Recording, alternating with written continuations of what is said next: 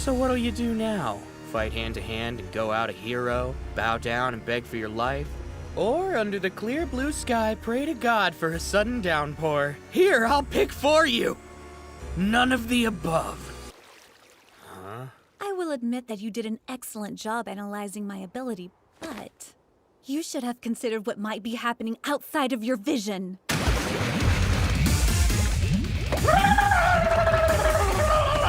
Hello everybody, Megazard X here. I'm back at it again to give y'all another very exciting episode review over certain scientific railgun tea. And this time I'm going to be reviewing episode 6 called The Battle Begins. If you haven't already watched my episode 5 review over railgun tea, you can go ahead and click that card in the corner and check that video out. And then come back and check this one though, because man oh man, I gotta say, man, this was the Awtaski duo episode, you know, between Wanai and Awtaski, because goodness, for the most part, you know, with many animes that are out there, your secondary, third area, or even fourth rate characters that, you know, are after your main list of main characters, you usually, you know, might get a little shine here or there though, but not too much to their name though. But these two definitely stood out, and the episode was almost, for the most part, primarily focused on them for like the majority of the whole entire episode though. So it was really cool to kind of see these two girls kind of going at it and trying to teach Baba a lesson after what they did previously in the last episode to Kongo like that though.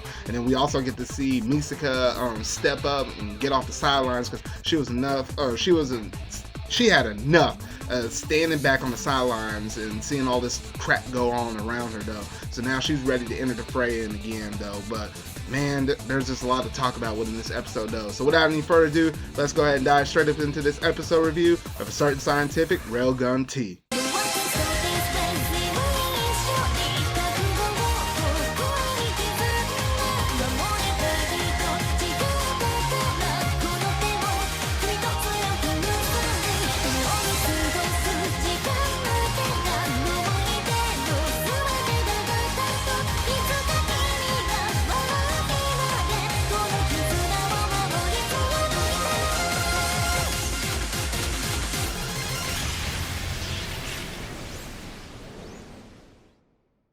The Index franchise has such an expansive active cast of stars and villains that minor, but still regularly recurring characters can easily get overlooked. Hence, some of the latter occasionally getting a chance to shine can be a nice change of pace. That happens in this episode for Awtaski and Wanai, the two girls from Kongo's posse, who get a very satisfying chance to show what they can do against Baba and his mechanical Great Danes.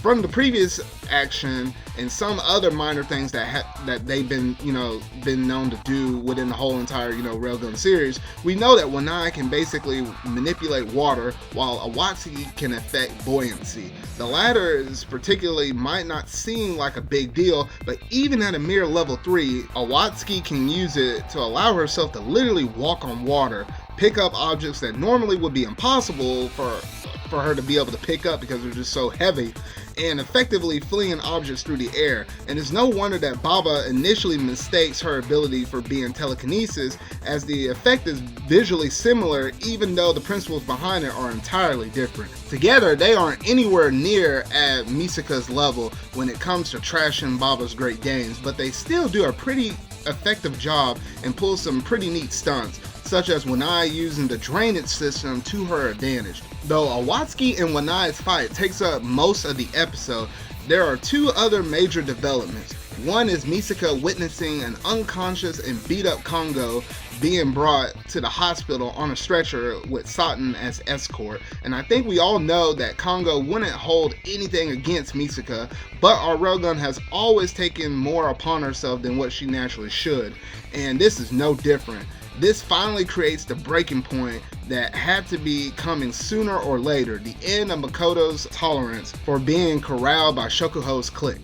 She always could have broken loose if she was, willing to threaten or knock around the other girls, and now she's mad enough to let her escorts know that. And oh gosh, when I saw that part in the episode, I was like, dang girl, I was like, man, this is that Mikoto Misaka I've really been liking, because man, whenever she puts, the power within her own hands, everybody on the street better watch out though, because she ain't afraid to get her hands dirty. Whenever she normally puts that detective hat on, she's ready to do some dirt digging though, but when she does this mad like that, oh gosh, man, you just better move out the way because man, she doesn't play around. She just doesn't play around. Misaka's takedown of Baba after he fled Awtaski's and Wanai's attempts to convince him of the value of friendship was satisfying, if perhaps not harsh enough. Later events in Index Season 2 shows that he didn't even learn his lesson after messing with the powers of Academy City. So yeah, for all y'all that,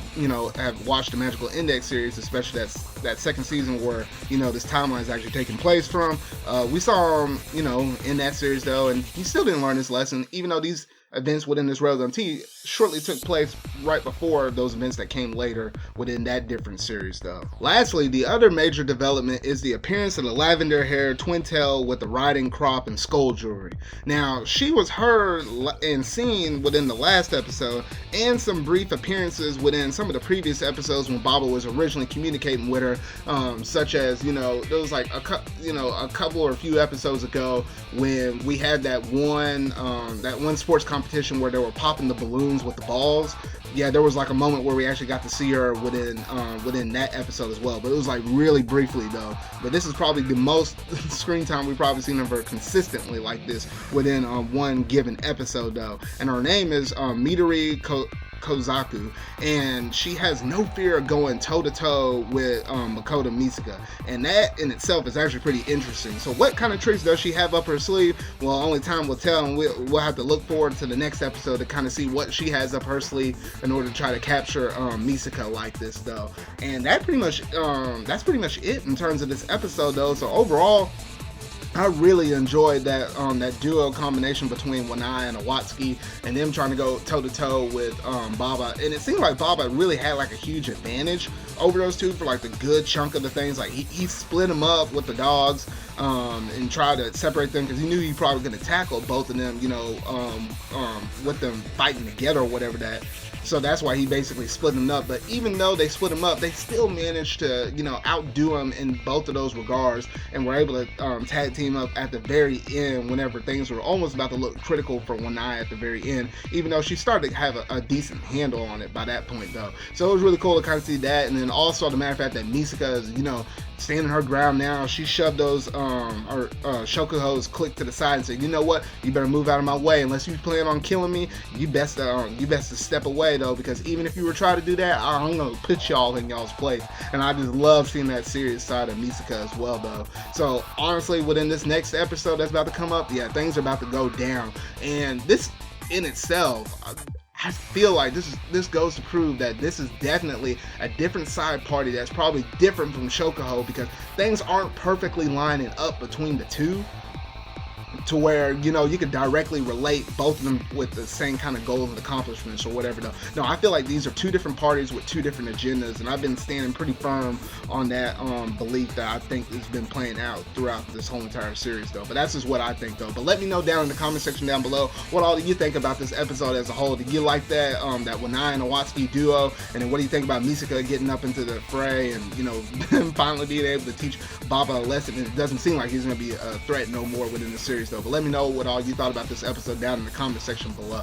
But that about does it for this episode review of a certain scientific Railgun T. So make sure to tune in next week for my episode 7 review called Ariba's Ocula Fidelia Sunk. I have no idea what that meant until they said the subtitles below it being the eyes are more trustworthy than the ears. I don't know who in the world came up with that title. It must have been the author of the light novels or something though. But that's just a crazy title in itself though.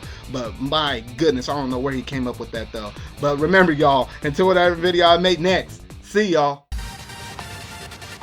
What is this? Why is Mikoto Misaka here?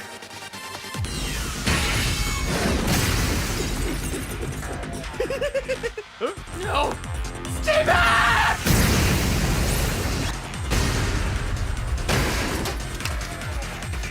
I know you can hear me. If I ever see one of these again, or if they go near my friends, or if you so much as look in their direction, then no matter where you are, I swear I'll find you and crush you.